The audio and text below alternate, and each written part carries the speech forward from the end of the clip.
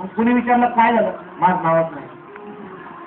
ती आधी काही संसदेत वाचायची तुझं नाव, पण नाव पाहिजे. लग्न पत्रिकेच्या खाली नाहक नुडगुड चिंटू मंटू बंडू. आता 6 भांड्या म्हणजे असं दुरू दूर धावत मंडपात येईल 6 थोडा दिवसाचा भांड्या म्हणजे नुडगुड कसली गोंधळ घालून अख्खं लग्न मुलीला होता भांड्या.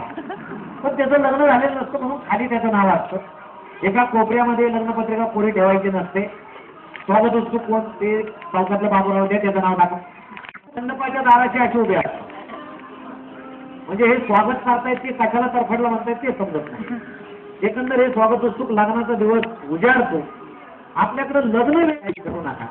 काही जणी बर्थडे सुद्धा असा मुहूर्त काढून देतील सकाळी 11:45 ते 4:45 या दरम्यान तरी लग्न लावून टाका.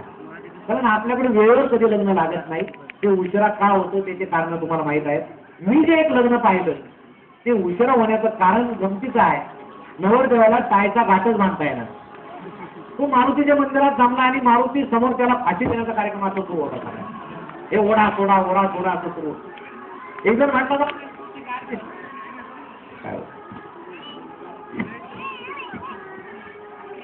पान खातो का खातो काय नाही, माझ्या मित्राने खाल्लं होतं मी खाल्लं. पुढं तोंड टाकणारच असतं. आतापासून प्रॅक्टिस सुरू होते. तुम्हाला अनुभव नाही.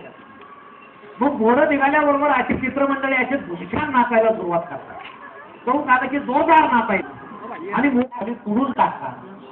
मंडपातलं वरार जाम व्हायला गेला. अंगातून घामाच्या धारा वाहत आहेत. पोटात प्रचंड भूक लागलेली, पायांना भूक लागलेली, पोरं वडत आहेत. आई भूक ते देवा तिकडे हिला भूक लागलेली. हे कुठं जातात नाही मागायला जा तुझ्या बापाकडे. तर बापाकडे गेलं की आमचा जन्मसिद्ध हक्क आहे, पोरगा आम्ही सांभाळायचंच नाही. आपल्या संस्कृतीत 2 हक्क आणि लग्नात पहिल्या पंक्तीला आम्ही वाचते. ते पूर्वीपासून लिहिलेलं आहे. गोष्टी मोडायच्या नसतात. कारण आम्ही तृप्त झाल्याशिवाय तुम्हाला अन्न पाचणार. आणि मग असं ते सगळं मंडपाचं वातावरण वराड वैतागलेलं.